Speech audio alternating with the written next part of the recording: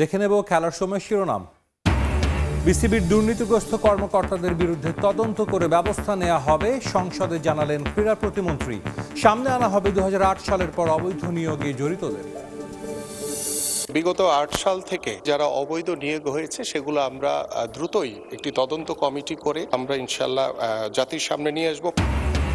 Asian কাপে স্বর্ণ জিতে দেশে ফিরলেন বাংলাদেশের আর্চাররা। বিমানবন্দর হিমু রাকিবদের সংবর্ধনা, কম্পাউন্ডে দলগত ইভেন্টে পদক জয়কে সফলতা হিসেবে দেখছে ফেডারেশন। গ্র্যাজুয়ালি এটা এমন একটা পর্যায়ে যাচ্ছে যে আর্চারি আমাদের মনে করেন ফুটবল ক্রিকেট এরপরেই একটা পর্যায়ে যাচ্ছে। সব জল্পনা কল্পনার অবসান, প্রায় 1.5 মাস পর দেশে ফিরলেন বিসিবি সভাপতি আমিনুল ইসলাম বুলবুল। মিরপুরে দেখা করলেন কোচ ক্রিকেটারদের সঙ্গে। সিঙ্গাপুরে দ্বিতীয় দিনের মতো অনুশীলন বাংলাদেশ ফুটবল দলের। তপু রাকিবদের মিস করছেন সমিত সোম। জয় দিয়ে বাছাই পর্ব শেষ করার লক্ষ্য। ওই সাপোর্ট যে পাচ্ছি, বাংলাদেশের যে সিঙ্গাপুরে আসে যে আমাদেরকে সাপোর্ট করতে আসছে, এটা খুব ভালো লাগে। আমরা অবভিয়াসলি মিস করতেছি হৃদয়কে, কাজমকে, আর যে আসে না রাকিব আর তপু। এবং ফিফা প্রীতি ম্যাচে রাতে মাঠে নামছে ফ্রান্স। সাবেক বিশ্ব চ্যাম্পিয়নদের প্রতিপক্ষ কলম্বিয়া। 2.5 মাস আগেই বিশ্বকাপের জার্সি উন্মোচন এমবাপেদের।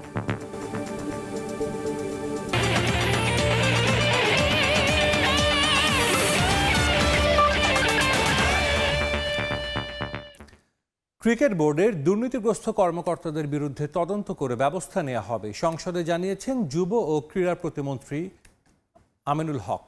2008 সালের পর থেকে বিসিবিতে অবৈধ নিয়োগে জড়িতদের সামনে আনা হবে বলেও জানান তিনি। এছাড়া গেল 17 বছরে যুব উন্নয়ন প্রশিক্ষণের নামে হওয়া দুর্নীতির বিরুদ্ধেও কঠোর পদক্ষেপ নেয়ার হুঁশিয়ারি দেন তিনি। এদিকে চলতি অর্থ বছরে 8 বিভাগ সহ কুমিল্লা ও ফরিদপুরে 10টি স্পোর্টস ভিলেজ তৈরি করার কথা জানান আমিনুল।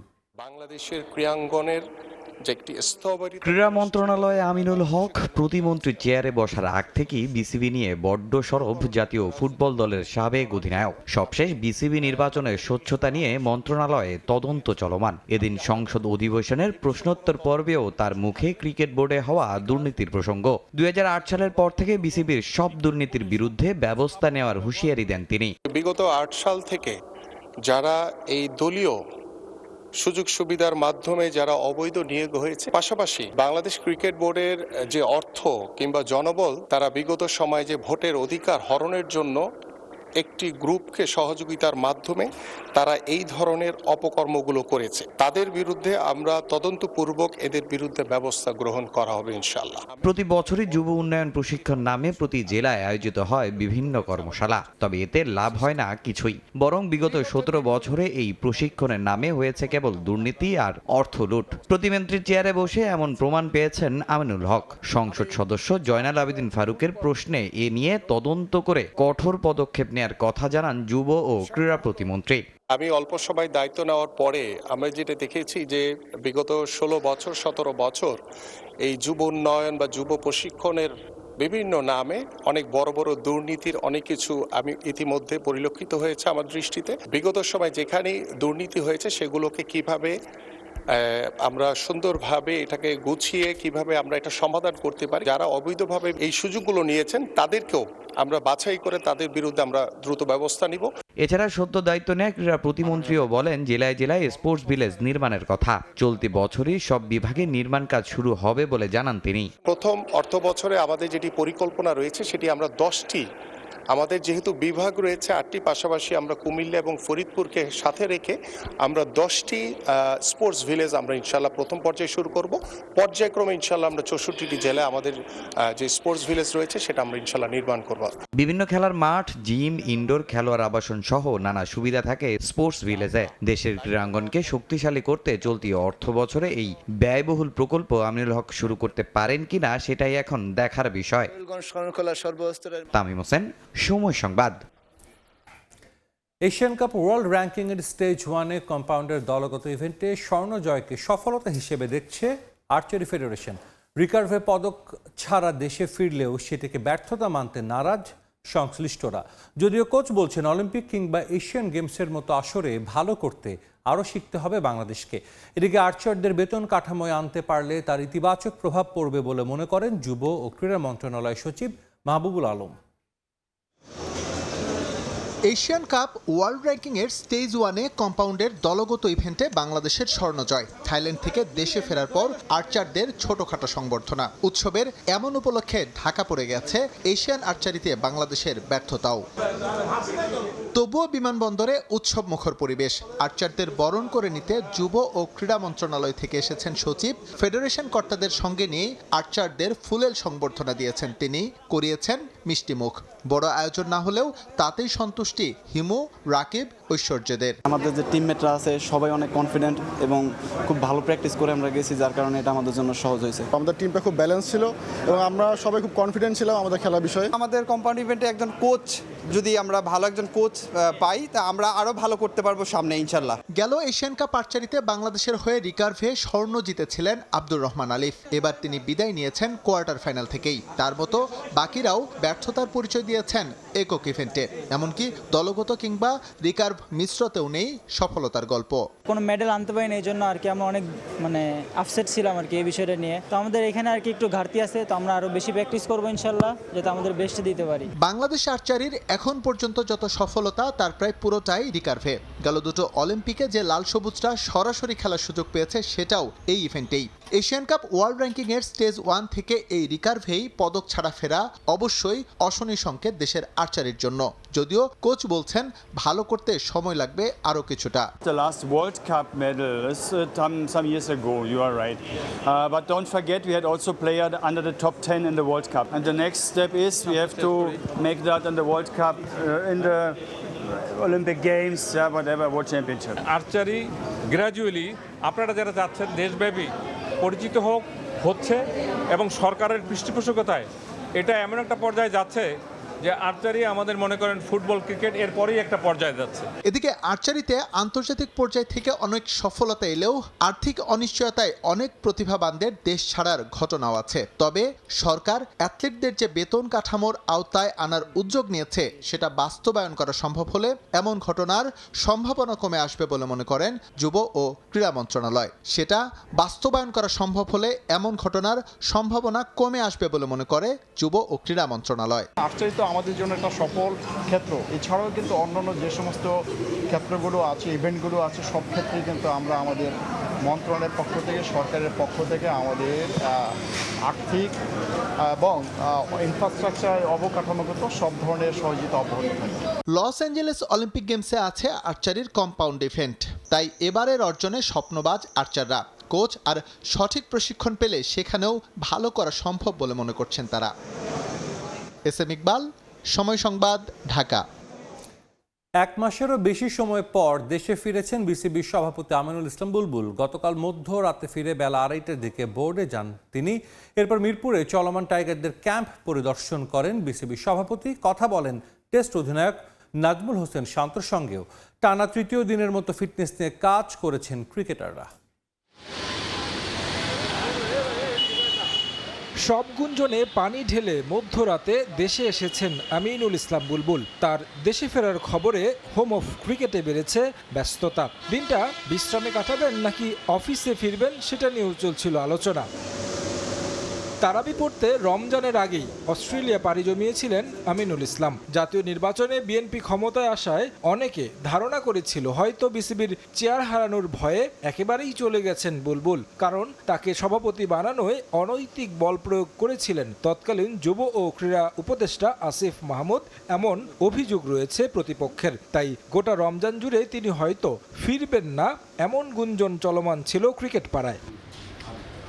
তবে দেশে ফিরেছেন বিসিবি সভাপতি এক মাসের বেশি সময় পর। বোর্ডের সর্বোচ্চ দায়িত্ব নেয়ার পর সভাপতির এত লম্বা সময় দেশের বাইরে থাকার নজির নেই এর আগে। দেশে ফিরে অবশ্য দেরি করেননি বোর্ডে আসতে। এসেই জমানো কাজ নিয়ে ব্যস্ততা বাড়ে বুলবুলের অফিসে। দাপ্তরিক ব্যস্ততা শেষে বুলবুলের পা পড়ল হোম অফ ক্রিকেটে। Cricket operations chairman Nazmul Abedin Fahim grounds কমিটির চেয়ারম্যান খালেদ মাসুদ পাইলটকে নিয়ে মাঠে আসেন, যেখানে টানা 3 দিন অনুশীলন করছেন জাতীয় দলের ক্রিকেটাররা। মাঠে এসেই কথা বলেন হেড কোচ ফিল সিমন্সের সঙ্গে। এরপর টেস্ট দলের অধিনায়ক নাজমুল হোসেন শান্ত এসে সাক্ষাৎ করেন। তাকে দেখেই হাত বাড়িয়ে দেন বুলবুল। খানিকটা সময় কথা বলেন তার সঙ্গে। এরপর ফিল সিমন্সের সঙ্গে আলাপ করেন বোর্ড প্রধান। এখানে কিছুটা সময় কাটিয়ে আবারও দপ্তরে ফিরেন আমিনুল ইসলাম। ফাহিম ও পাইলট আরও কিছুক্ষণ সময় কাটান ক্রিকেটারদের সঙ্গে। ক্রিকেটাররা অবশ্য সকাল থেকেই অনুশীলনে ব্যস্ত ছিলেন। তৃতীয় দিনের মতো ফিটনেস নিয়ে কাজ করেন তারা। নিয়মিত শুরুটা রানিং সেশন দিয়ে, এরপর আলাদাভাবে কাজ করেন নিজেদের সমস্যা নিয়ে। এরপর ফুটবল খেলা, গ্রাউন্ড ফিল্ডিং সহ বেশ কিছু কসরত করেন কোচের সঙ্গে। শান্তকে দেখা গেল বিশেষ মাস্ক পরে ওয়াক করতে। এদিন অনুশীলনের দায়িত্বে ছিলেন head coach Phil Simmons, fielding coach James Pamment, trainer Ifti, physio Delwar Hossain Shiba. Tarek Hasan Shimul, Somoy Sangbad, Dhaka. Asian cup বাছাইয়ের খবর। ভিয়েতনাম ম্যাচের হতাশা ভুলে সিঙ্গাপুর ম্যাচে ঘুরে দাঁড়ানোর প্রত্যয়ে মাঠে নামতে মুখিয়ে আছে বাংলাদেশ। এদিন সিঙ্গাপুরের গেলাং ট্রেনিং ফিল্ডে দ্বিতীয় দিনের মতো অনুশীলন করেছেন ফুটবলাররা। আগের ম্যাচের ভুল শুধরে এশিয়ান কাপ বাছাইয়ের শেষ ম্যাচে ইতিবাচক ফলাফলের প্রত্যাশা সমিত সোমের। তপু রাকিবদের মিস করলেও তরুণ আর অভিজ্ঞ মিলে নিজেদের ভারসাম্যপূর্ণ দল মনে করছেন সমিত সোম। এশিয়ান কাপ বাছাইয়ে গ্রুপের শেষ লড়াইয়ের সামনে বাংলাদেশ। ভিয়েতনাম ম্যাচের হতাশা ভুলে ঘুরে দাঁড়ানোর চেষ্টায় লাল সবুজ। সিঙ্গাপুরের মাঠে চলছে জোর প্রস্তুতি। দ্বিতীয় দিনের অনুশীলনে হামজাদের সমর্থন দিতে হাজির হাজারো প্রবাসী ভক্ত। ভিয়েতনাম শক্তিশালী দল হলেও হামজা সমিতদের নিয়ে তাদের বিপক্ষে বাংলাদেশের পারফরমেন্সে বড্ড হতাশই হয়েছেন ভক্তরা। ভুল শোধরাতে মরিয়া ফুটবলাররাও। ব্যর্থতা ভুলে দলের জয়ে অবদান রাখতে বদ্ধপরিকর সমিত সোম। চান প্রবাসী ভক্তদের সমর্থন। এখন একটু আশা হয়েছে, 2-3 দিন হয়েছে, এখন সেটেল হয়ে গেছি। সবার একটু মন খারাপ ছিল আগের ম্যাচ যেভাবে হয়েছে। এখন হলো নেক্সট ফোকাস হলো এই ম্যাচ। আর এখন স্পিরিটগুলো আবার উঠতেছে, সব সাপোর্টদের দেখতেছি। ওটার জন্য আমাদের একটু মুডটা লেফট হয়েছে যে আমরা হোপফুলি একটা ভালো পারফরমেন্স করতে পারি। ভিয়েতনাম ম্যাচের ভুলগুলো খুঁজে বের করেছে কোচিং প্যানেলও। দ্বিতীয় দিনের অনুশীলনে লম্বা সময় ভুলগুলো নিয়ে কাজ করেছে কাবরেরার কোচিং প্যানেল। আমরা আমাদের স্ট্র্যাটেজি অনুযায়ী যেটা খেলা দরকার ছিল আমরা সেই স্ট্র্যাটেজিতে ছিলাম। যে মিস্টেকগুলো হয়েছে আমরা অনেকদিন ধরে ভুগেছি বা মাঝখানে আমরা ভালো করেছিও, বাট এটা সেট প্লেতে আমরা আসলে ওই দিন খারাপ করেছি। বাট এটা প্রত্যেক দিন ওই দিনটা আসবে না। আমরা জানি সিঙ্গাপুর কেমন টিম, তাদের প্রতি সম্মান রেখে আমরা আমাদের প্রতি সম্মান রাখছি যে আমাদের ক্যাপাসিটি কতটুকু আছে আমরা জানি। আমরা অ্যাটলিস্ট এখান থেকে আমরা আমাদের যে সম্মান, দেশের সম্মান, আমাদের দেশের যে প্রোফাইল, যে প্লেয়ারদের প্রোফাইল, তাদের সম্মান নিয়ে যে টিমের যে ওয়েট, সেই ওয়েট নিয়ে ইনশাল্লাহ দেশে ফিরতে চাই। তবে ইনজুরির সমস্যায় কাবরেরার স্কোয়াডে নেই তপু রাকিবের মতো গুরুত্বপূর্ণ ফুটবলার। দলের মধ্যে বোঝাপড়াটাই এখন সবচেয়ে গুরুত্বপূর্ণ। তপু রাকিবদের না থাকা নিয়ে খারাপ লাগা থাকলেও তরুণ আর অভিজ্ঞদের নিয়ে নিজেদের ভারসাম্যপূর্ণ দল মনে করছেন সমিত। আমরা অবভিয়াসলি মিস করতেছি হৃদয়কে, কাজমকে আর যে আশানায় রাকিব আর Topu. But again there may be সময় যে হামজা ওর আমি খেলতে পারবো না, আমার যদি ব্যথা পাই কী হবে। So it's always about next man up, K contribute করতে পারে। মিরাজ আসছে ক্যাম্প, সেও খুব ভালো করছে, সেও স্টার্ট করছে। So I think that's the important thing is football is more than just যে এগারো খেলোয়াড়, it's a পুরা team, 23-man 30-man squad, and so ওইভাবে বাংলাদেশ আর উঠবে এজ এফ পুরা টিমটা ইমপ্রুভ করতে পারে। মঙ্গলবার এশিয়ান কাপ বাছাইয়ের শেষ ম্যাচে বাংলাদেশের একমাত্র লক্ষ্য পয়েন্ট পাওয়া। ম্যাচে ভালো কিছু করতে আত্মবিশ্বাস খুঁজছে কাবরেরার দল। তামিম হোসেন, সময় সংবাদ। সাফ অনূর্ধ্ব-20 চ্যাম্পিয়নশিপের সেমিফাইনালের আগে বিশ্রামে কাটিয়েছেন বাংলাদেশের ফুটবলাররা। টানা দুটি হাই ভোল্টেজ গেমের পর রিকভারি সেশনে সময় কাটান সবাই। নেপালের বিপক্ষে দলকে প্রাণবন্ত রাখতেই এই সিদ্ধান্ত টিম ম্যানেজমেন্টের। সুইমিং পুলে রিকভারি সেশনের পর এখন উজ্জীবিত ফুটবলাররা। সেমিতে নেপালকে হারিয়ে ট্রফি জয়ে চোখ প্রবাসী ডেকলান এবং ইব্রাহিমের। সাফ চ্যাম্পিয়নশিপে যাওয়ার আগে থেকেই এই দলটাকে নিয়ে সবার উচ্চাশা ছিল শিখরে। ডিফেন্ডিং চ্যাম্পিয়ন ছাড়াও দলে এক ঝাঁক প্রতিশ্রুতিশীল ফুটবলারের উপস্থিতি আশা বাড়িয়েছিল ফেডারেশনের। একদম শেষ মুহূর্তে যুক্তরাষ্ট্র প্রবাসী রোনান সুলিভান এবং ডেকলান সুলিভানের যোগ দেয়া সেই পালে হাওয়া দেয় আরও বেশি। সঙ্গে হেড কোচ মার্ক কক্স তো ছিলেনই। গ্রুপ পর্বের প্রথম ম্যাচটাই ছিল কক্স বাহিনীর বড় চ্যালেঞ্জ, কিন্তু পাকিস্তানের বিপক্ষে সে ম্যাচটা ভালোভাবেই উতরে যায় লাল সবুজ। রোনান সুলিভানের জোড়া গোলে সহজেই সেমির টিকিট কাটে বাংলাদেশ, কিন্তু আলোচনায় ছিল দলের বোঝাপড়ার অভাব। ভারত ম্যাচে জিততে না পারলেও সেই অপবাদ ছুঁড়ে ফেলতে পেরেছেন ফুটবলাররা। এক গোলের ড্র এখন তাতিয়ে রেখেছে যুবাদের। পরপর দুটো হাই ভোল্টেজ ম্যাচের পর এবার বিশ্রামের পালা। সেমিফাইনালের আগে দুদিন সময় পাওয়ায় অনুশীলনে নামেনি বাংলাদেশ, বরং সুইমিং পুলের রিকভারি সেশনে ব্যস্ত ছিল সবাই। দলের মধ্যে আরো বেশি জেলিং এবং বড় ম্যাচের আগে সবাইকে নির্ভর রাখতেই এই কৌশল টিম ম্যানেজমেন্টের। অনেকটা দখল গেছে আমাদের দলের প্রত্যেকটা খেলোয়াড়ের উপর। সো এখন আজকে আমরা রিকভারি ট্রেনিং করছি সুইমিং পুলে এসে, স্ট্রেচিং ছিল। সো সামনে সেমিফাইনাল ম্যাচ, অনেক বড় একটা ম্যাচ। আমরা চেষ্টা করছি আমাদের টিমটাকে একটা ভালো শেপে আনার জন্য, মেন্টালি খেলোয়াড়দেরকে ইন্সপায়ার্ড করার জন্য প্রত্যেকটা মুহূর্ত আমরা চেষ্টা করে যাচ্ছি। আমার বিশ্বাস আমাদের খেলোয়াড়রা তাদের বেস্ট পারফরমেন্স করে সেমিফাইনালে নেপালকে হারিয়ে আমরা ফাইনালে রিচ করব। অনুশীলনে ঘাম না ঝরালেও সুইমিং পুলেই নিজেদের প্রস্তুত করে নিয়েছেন ফুটবলাররা। ছোটখাটো ইনজুরি থেকে শুরু করে যার যা সমস্যা ছিল সবকিছু নিয়েই কাজ করেছেন আলাদাভাবে। প্রেসার গেমের পর নতুন করে উজ্জীবিত হতে এই সেশনের বড্ড দরকার ছিল বলে মনে করেন তারা। নেপালকে হারিয়ে সামনে আরো বড় স্বপ্ন এখন দুই প্রবাসী ফুটবলারের। আমরা দলের সাথে একটি রিকভারি সেশন শেষ করলাম, এটি বেশ ভালো ছিল। টানা দুটি বড় এবং কঠিন ম্যাচের পর পা সচল করা সত্যি দরকার ছিল। আমরা আমাদের লড়াই চালিয়ে যাব, পরবর্তী ম্যাচটি জিতব এবং তারপর পুরো টুর্নামেন্ট জেতাই আমাদের লক্ষ্য। খুবই ভালো, পায়ের জন্য এটি দারুণ ছিল। দুটো দীর্ঘ ও কঠিন ম্যাচের পর এটা প্রয়োজন ছিল। আমরা সুইমিং পুলে কিছুটা সময় কাটিয়েছি, পায়ের মুভমেন্ট, হিপস এবং স্ট্রেচিং করা হয়েছে, ফোম রোলিংও করেছি। সব মিলিয়ে সেশনটি খুব ভালো ছিল। আগামী 1 এপ্রিল সাফ অনূর্ধ্ব 20 চ্যাম্পিয়নশিপের সেমিফাইনালে নেপালের মুখোমুখি হবে বাংলাদেশ। নিয়ন মোহাইমেন, সময় সংবাদ। থাইল্যান্ডে এএফসি অনূর্ধ্ব 20 নারী এশিয়ান কাপের মূল লড়াইয়ে নামার আগে শেষ মুহূর্তের প্রস্তুতিতে ব্যস্ত লাল সবুজের প্রতিনিধিরা। টানা কদিন নিজেদের মতো করে অনুশীলন করলেও আজ পুরোদমে শুরু হয়েছে অফিসিয়াল ট্রেনিং। ব্যাংককের আলপাইন ট্রেনিং ক্যাম্পে 2 ঘন্টার নিবিড় অনুশীলনে ঘাম ঝরিয়েছেন প্রীতি তানিয়ারা। ভিডিও অ্যানালাইসিস আর ট্যাকটিক্যাল ড্রিলের মাধ্যমে থাইল্যান্ড বধের ছক কষছে পিটার বাটলার শিষ্যরা।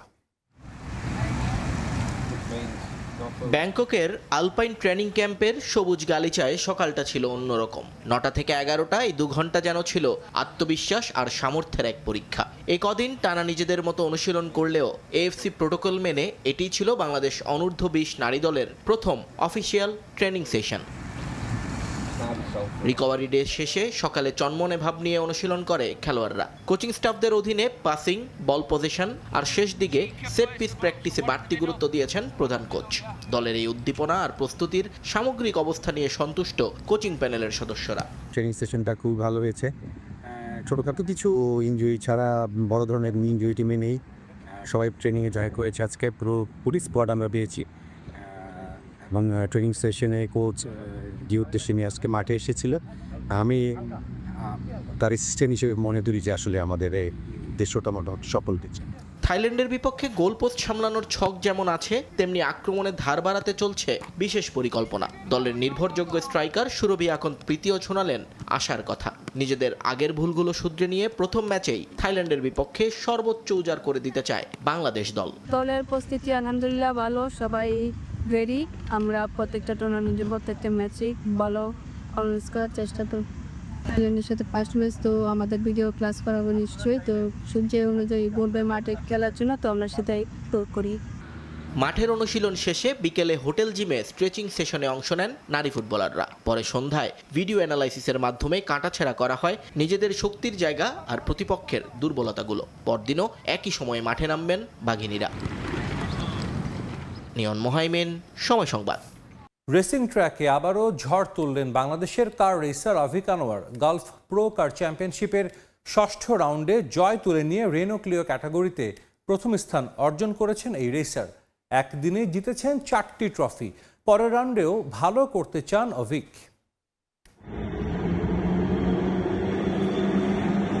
রেসিং ট্র্যাকে নামলেই ঝড় তোলেন অভিক আনোয়ার। প্রতিনিয়ত জিতছেন ট্রফি। দেশের বাইরে তার অর্জনে ওড়ে লাল সবুজের পতাকা। এবার আরও এক রেকর্ড গড়লেন বাংলাদেশের এই কার রেসার। গাড়ির স্টিয়ারিং হাতে গতির ঝড় তুলে একদিনে জিতেছেন 2 রেস।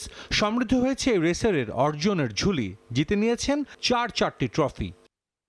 গালফ প্রো কার চ্যাম্পিয়নশিপের ষষ্ঠ রাউন্ডে দারুণ পারফরমেন্স দেখিয়ে সব ক্লাসের মধ্যে জয় পেয়েছেন অভিক। শুধু তাই না, রেনো ক্লিও ক্যাটাগরিতে প্রথম স্থান অর্জন করেছেন বাংলাদেশের এই কার রেসার। রেসগুলো অনুষ্ঠিত হয় দুবাই অটোড্রোম ন্যাশনাল সার্কিটে, যা একটি FIA গ্রেড A ট্র্যাক। দুইটি রেসে অংশ নিয়ে আভিক আনোয়ার ওভারঅল এবং নিজের ক্লাসে জয় তুলে নেন।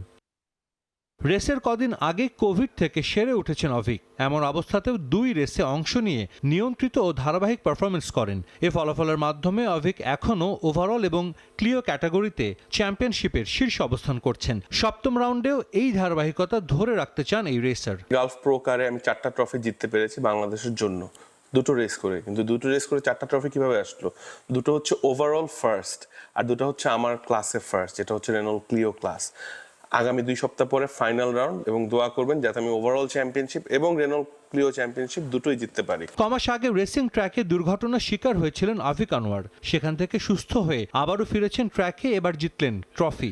সামনেও দেশের হয়ে রেসিং ট্র্যাকে ঝড় তোলার অপেক্ষায় বাংলাদেশের প্রথম কার রেসার। সাজিদ মুস্তাহিদ, সময় সংবাদ। ম্যাচে রাতে মাঠে নামবে ফ্রান্স, প্রতিপক্ষ কলম্বিয়া। ব্রাজিল ম্যাচের জয়ের আত্মবিশ্বাস নিয়ে আরও এক লাতিন জায়ান্ট বধের লক্ষ্য কোচ দিদিয়ের দেশমের। 2026 ফিফা বিশ্বকাপ জয় এবার ফ্রান্সকে এগিয়ে রাখছেন তিনি। তবে সেজন্য এখনও কঠিন পথ পাড়ি দিতে হবে বলে শিষ্যদের সতর্ক করেছেন কোচ। যুক্তরাষ্ট্রের মেরিল্যান্ডের নর্থ ওয়েস্ট স্টেডিয়ামে ম্যাচ শুরু হবে আজ রাত 1টায়। যুক্তরাষ্ট্রের মেরিল্যান্ডে নির্ভর ফ্রান্স 2026 বিশ্বকাপের আগে মার্চ উইন্ডোতে প্রথম ম্যাচে ফেভারিট ব্রাজিলকে হারিয়ে আত্মবিশ্বাসের তুঙ্গে লেস ব্লু। যুক্তরাষ্ট্রের জিলেট স্টেডিয়ামে কিলিয়ান এমবাপ্পে ও হুগো একিতিকে নৈপুণ্যে দিশেহারা ছিল 5 বারের বিশ্ব চ্যাম্পিয়নরা। বল দখল, আক্রমণ, শটস অন টার্গেট সব দিকেই এগিয়ে ছিল ফ্রান্স। ল্যাটিন আমেরিকার সবচেয়ে সফল দলটাকে হারানোর পর এবার আরও এক ল্যাটিন জায়ান্ট পতনের লক্ষ্য ফরাসিদের। এবার দেশমের দলের সামনে বড় বাধার নাম কলম্বিয়া। দুর্দান্ত ফর্মে থাকার পরেও কলম্বিয়াকে নিয়ে ভয় দিদিয়ের দেশমের, কারণ সবশেষ 2018 সালের 23 মার্চ খেলা প্রীতি ম্যাচে কলম্বিয়ার কাছে 3-2 গোলে হেরেছিল লেস ব্লু। সতর্ক হয়েই পা ফেলতে চান কোচ। ব্রাজিল ম্যাচ জয়ের পর বিশ্বকাপ জয় নিজেদের ফেভারিট হিসেবেই দেখছেন তিনি। 2022 বিশ্বকাপের দুঃসহ স্মৃতি যেন আবারও ফিরে না আসে ফ্রান্সের সামনে, সে লক্ষ্যে সতর্ক হয়েই পা ফেলতে চান এমবাপ্পেরা। তবে তৃতীয় শিরোপার জন্য এখনও কঠিন পথ পাড়ি দিতে হবে বলে মনে করেন কোচ দিদিয়ের দেশম। ব্রাজিলকে হারানোর পর ফুটবলারদের আত্মবিশ্বাস বেড়েছে। দলের সবাই বেশ ভালো ছন্দে আছে। এবার বিশ্বকাপে দল বেড়েছে। ছোট দলগুলোর লক্ষ্য থাকবে অঘটনের। কোনো কিছুই সহজে আসবে না, আমাদের প্রস্তুত থাকতে হবে। তবে এবার আমাদের হারানো কঠিন হবে। বিশ্বকাপ জয় করেই দেশে ফেরার স্বপ্ন আমার দলের। দীর্ঘ পথ পাড়ি দিতে হবে। আক্রমণে এক ঝাঁক তারকা থাকায় পরীক্ষা নিরীক্ষার সুযোগ পাচ্ছেন কোচ। ইনজুরিতে দলে নেই ব্র্যাডলি বারকোলা, জুলস কুন্দে ও মানুকোনে। ব্রাজিল ম্যাচে লাল কার্ড পাওয়ায় দেশে ফিরে গেছেন ডিফেন্ডার দায়ত উপেমেকানো। নিজেদের মেলে ধরতে মুখিয়ে আছেন কোলোমুয়ানি, দিজিরে দুয়েরা। ছাড় দিতে নারাজ প্রতিপক্ষ কলম্বিয়াও। নিজেদের সবশেষ ম্যাচে তারা হেরেছে ক্রোয়েশিয়ার কাছে। তাই এ ম্যাচে ফ্রান্সকে হারিয়ে ছন্দে ফেরার আশা তাদের। লেস ব্লুদের বিপক্ষে ম্যাচটা বিশেষ অধিনায়ক হামেস রদ্রিগেজের জন্য। ক্যারিয়ারে 124তম ম্যাচ খেলতে নামবেন তিনি। আর 5 ম্যাচ খেললেই ডেভিড ওসপিনার দেশের হয়ে সর্বোচ্চ ম্যাচ খেলার রেকর্ড স্পর্শ করতে পারবেন রদ্রিগেজ। পারভিন আক্তার, সময় সংবাদ। বিশ্বকাপে জার্সি উন্মোচন করল ফ্রান্স। নিউ ইয়র্কের ফ্রেঞ্চ কনসুলেটে ফ্রান্স ফুটবল ফেডারেশনের সভাপতি ও সাবেক ফুটবলারদের উপস্থিতিতে উন্মোচন করা হয় জার্সি। বিশ্বকাপের আগে শেষ ফিফা উইন্ডোতে প্রীতি ম্যাচ খেলতে এখন যুক্তরাষ্ট্র অবস্থান করছে ফ্রান্স ফুটবল দল। ব্রাজিলকে হারিয়ে ফুরফুরে মেজাজে আছেন এমবাপ্পেরা। কলম্বিয়ার বিপক্ষে ম্যাচের আগে এবার বিশ্বকাপে জার্সি উন্মোচন করল দেশটির ফুটবল ফেডারেশন। নিউ ইয়র্কের ফ্রেঞ্চ কনসুলেটের জমকালো আয়োজনে দুবারের বিশ্ব চ্যাম্পিয়নদের জার্সি উন্মোচন করা হয়। এবারের অ্যাওয়ে জার্সি করা হয়েছে মিন্ট সবুজ রঙের, যার নাম দেওয়া হয়েছে লিবার্তে। স্ট্যাচু অফ লিবার্টির প্রতি শ্রদ্ধা জানিয়ে এই নামকরণ করা হয়। এই নকশাটি ফ্রান্স এবং যুক্তরাষ্ট্রের মধ্যকার বন্ধুত্বের প্রতীক বলেও উল্লেখ করা হয়। সংস্কারের পর আজতেকা স্টেডিয়ামে অভিষেক সুখকর হলো না মেক্সিকোর। মৌলিক অধিকার নিশ্চিত না করে বিশ্বকাপে অর্থ ব্যয় বিক্ষোভ, রাজধানী জুড়ে বিক্ষোভ করেছেন দেশটির সাধারণ জনগণ। অনাকাঙ্ক্ষিত পরিস্থিতি এড়াতে নিরাপত্তা জোরদার করা হয় স্টেডিয়াম ও এর আশপাশের এলাকায়। শহরের এক প্রান্তে বিক্ষোভ হলেও অন্য প্রান্তে পর্তুগাল মেক্সিকো ম্যাচ দেখতে স্টেডিয়ামে নামে দর্শকের ঢল। তবে গোলশূন্য ড্র হয়েছে এই ম্যাচ। এদিকে পর্তুগাল মেক্সিকো ম্যাচে গ্যালারি থেকে পড়ে মারা গেছেন এক দর্শক। এ ঘটনায় সমালোচনার মুখে পড়তে হয়েছে আয়োজকদের। সংস্কারের পর নতুন রূপে ল্যাটিন আমেরিকার বৃহত্তম স্টেডিয়াম আজতেকা। মেক্সিকোর এই স্টেডিয়াম বিশ্বকাপের জন্য নতুন করে করা হয়েছে সংস্কার। পর্তুগাল ও মেক্সিকোর মধ্যকার ম্যাচ দিয়ে এই ভেন্যু খুলে দেওয়ার দিনটা স্বস্তির ছিল না আয়োজকদের জন্য। বিশ্বকাপের আনন্দ নেই মেক্সিকোর সাধারণ মানুষের মনে। রাজধানীতে আবাসন, পানি, পরিবহন ও বিদ্যুতের সমস্যায় জর্জরিত দেশটির সাধারণ মানুষ। এসব সমস্যার সমাধান না করে জুড়ে বিশ্বকাপের জন্য অর্থ ব্যয় করায় ক্ষুব্ধ স্থানীয়রা। তাই তো শহরের প্রধান সড়কে প্রতীকী ম্যাচ আয়োজন করে বিক্ষোভ করেছেন তারা। তাদের দাবি, জনগণের মৌলিক চাহিদাকে উপেক্ষা করে বিশ্বকাপ আয়োজনকে বেশি গুরুত্ব দিচ্ছে দেশটির সরকার। সরকার আমাদের কথা না ভেবে খেলাধুলায় বেশি মনোযোগ দিচ্ছে। দেশ যখন বিদ্যুৎ, পানি, আবাসন সমস্যার মধ্য দিয়ে যাচ্ছে, সরকার তখন বিশ্বকাপ আয়োজনে বেশি অর্থ ব্যয় মনোযোগ দিচ্ছে। আমরা এর তীব্র নিন্দা জানাচ্ছি। এর কারণে আমরা এখানে ম্যাচ খেলেছি। বৈশ্বিক আয়োজন, স্থানীয়দের উচ্ছেদ, বিশ্বকাপের জন্য অধিক ব্যয় শহরের বাস্তুচ্যুতি ও বিশৃঙ্খলার কারণ হচ্ছে এমন প্ল্যাকার্ড নিয়ে বিক্ষোভ করেন তারা। খেলেছেন প্রতীকী ফুটবল ম্যাচও। শহরের কেন্দ্র জুড়ে বিক্ষোভের কারণে আজতেকা স্টেডিয়ামে ম্যাচ ঘিরে ছিল কড়া নিরাপত্তা ব্যবস্থা।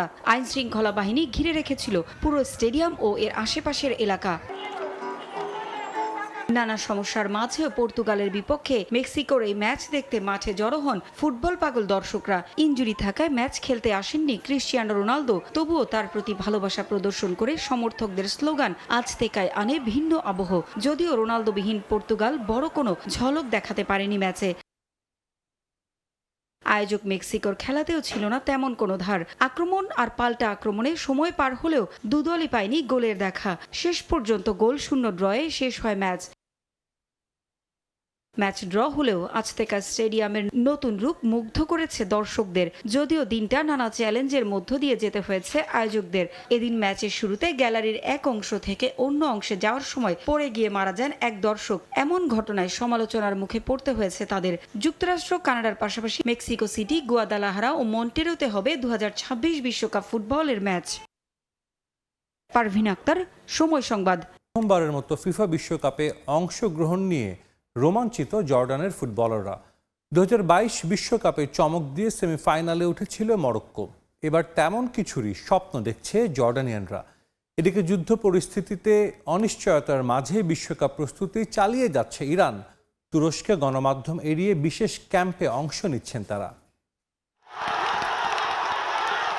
এমনি এমনি তো আর ফিফা বিশ্বকাপকে গ্রেটেস্ট শো অন আর্থ বলা হয় না। ফুটবলকে ঘিরে উন্মাদনা অন্য যে কোনো খেলার চেয়ে বেশি। আর 4 বছর পর পর বিশ্বকাপের সময় তা আরও ভালোভাবে টের পাওয়া যায়। এবার 48 দলের প্রতিযোগিতায় ক্রেজ ছাড়িয়ে যাবে অতীতের যে কোনো আসরকে। ধারণা করা হচ্ছে তেমনটাই। শিরোপা জয়ের জন্য হট ফেভারিট দলগুলো লড়াইয়ে নামবে, আবার নতুন দলগুলোর রোমাঞ্চ থাকবে তুঙ্গে। যুক্তরাষ্ট্র, কানাডা ও মেক্সিকোর ইভেন্টের মধ্য দিয়ে প্রথমবারের মতো ফিফা বিশ্বকাপে অংশ নিতে যাচ্ছে 4 দেশ: কেপ ভার্দে, কিউরাসাও, উজবেকিস্তান ও জর্ডান। ইতিহাসে নাম লেখাতে তর সইছে না তাদের। প্রথমবারের মতো বিশ্ব আসরে নামার আগে মনে রঙিন স্বপ্ন স্মরণীয় করে রাখতে চায় বিশ্বকাপ। বিশ্বকাপের কথা মাথায় এলে আমাদের ঘুম আসে না। আমাদের স্বপ্ন বাস্তবে পরিণত হয়েছে। সর্বোচ্চটা দিয়ে ভালো পারফর্ম করতে চাই।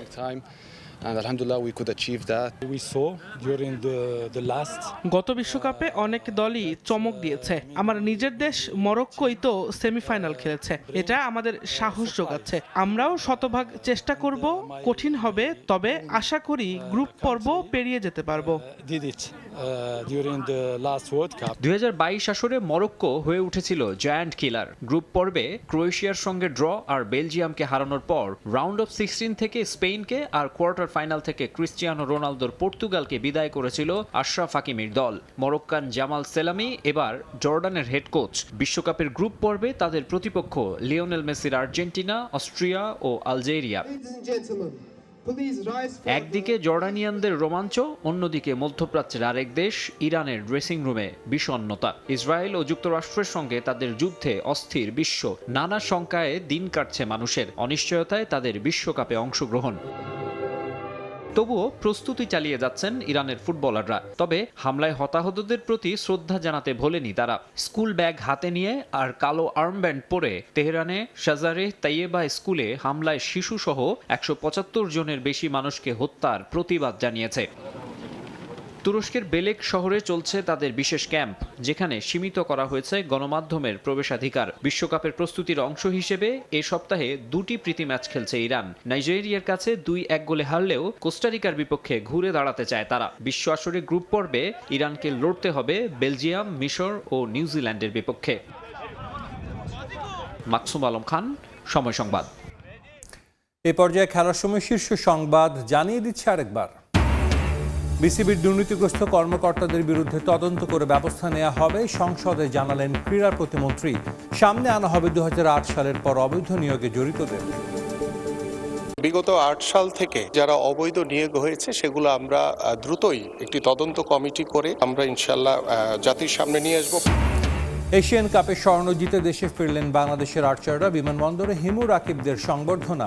কম্পাউন্ডের দলগত ইভেন্টে পদক জয়কে সফলতা হিসেবে দেখছে ফেডারেশন। গ্র্যাজুয়ালি এটা এমন একটা পর্যায়ে যাচ্ছে যে আর্চারি আমাদের মনে করেন ফুটবল, ক্রিকেট এরপরেই একটা পর্যায়ে যাচ্ছে। এবং সব জল্পনার অবসান, প্রায় 1.5 মাস পর দেশে ফিরলেন বিসিবি সভাপতি আমিনুল ইসলাম বুলবুল। মিরপুরে দেখা করলেন কোচ ক্রিকেটারদের সঙ্গে।